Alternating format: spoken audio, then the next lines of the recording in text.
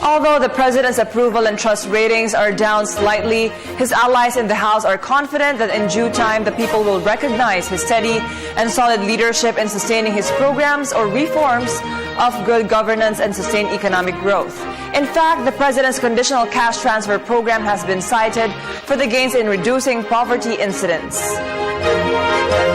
Allies of the president are confident that in due time the drop in his trust ratings will recover since the president's overall performance has been steady and solid, sustaining economic to reduce poverty incidents. Ang rating ng Pangulo is still even higher in terms of approval kaysa doon sa botong nakuha niya noong 2010 as one of the most popular presidents. So, ibig sabihin hindi siya nalalayo doon. So, siguro parang panawagan ko na rin yon na magkaroon tayo ng pagbabagong pagtingin or pamamaraan kung paano natin kinocompute o pinipresent ang surveys. Malinaw yung ginagawa ng survey company. Sabihin nila na net approval rating ito, meaning it's a plus, less the minuses. Tapos may grado doon. Na in fact, ang 15 to 20% is still moderate. Ibig sabihin, pasadong-pasado ka pa rin. One key program that out is the Conditional Cash Transfer Program. The CCT is a legacy program of the Aquino government in reducing poverty incidents in the country. According to Congressman Federico Romero Kimbo, it's a program that addresses key concerns on education and health for the marginalized sectors of the country. For 2015, 70 billion pesos has been allocated to benefit 6 million families identified by the DSWD's National Targeting System for marginalized households that should benefit from the program. To date, the program has ensured that children stay in school until they complete their education. This year, the program expanded to cover high school, leading to the first batch of high school graduates all over the country. The program also covered health benefits. It is crafted as a long-term investment plan on the part of the government on the poorest of the poor. There are only two measures that in fact are being measured there or being looked at. First is on literacy, meaning the ability of the children to go to class at least 90% of the times, meaning staying in school.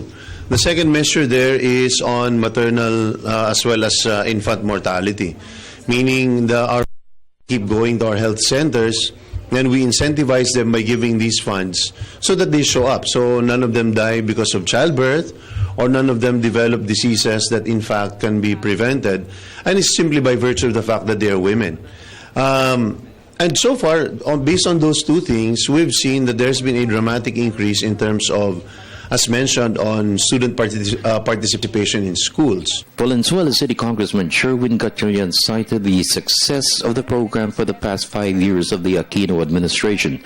To monitor the gains of the program, Gatchalian proposed the creation of a joint congressional oversight committee which will propose inputs to support the President's program to determine how more resources will be provided to sustain its gains. Itong CCT can be still fine-tuned, no, to improve the outcome of the CCT.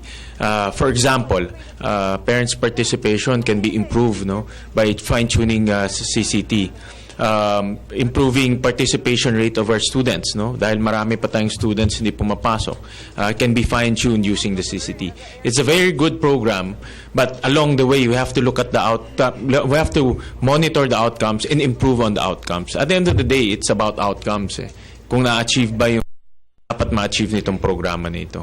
In the meantime, Kimbo stressed that for the remainder of the President's term, Congress should pass key legislation that will ensure inclusive growth to reduce further poverty incidents. For the past 2 years, poverty incidence has been declining. The government probably has roughly around 11 months to really work, no? Meaning hanggang April sa susunod na taon.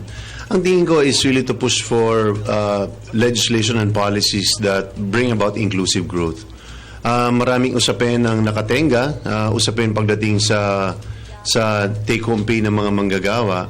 At na tingin ko malalim pinag-aaralan ng Pangulo at tingin ko ay malapit na ring i-anunsyo ng palasyo ay ang pagsuporta at pagtulak doon sa pagbaba ng mga corporate as well as personal income taxes. Isang bagay ito, ramdam ng tao ito, ramdam nila na mas laki ang kanilang net take-home pay without necessarily imposing a heavier burden on the private sectors. For the People's Television Network, this is Freddie Abando reporting.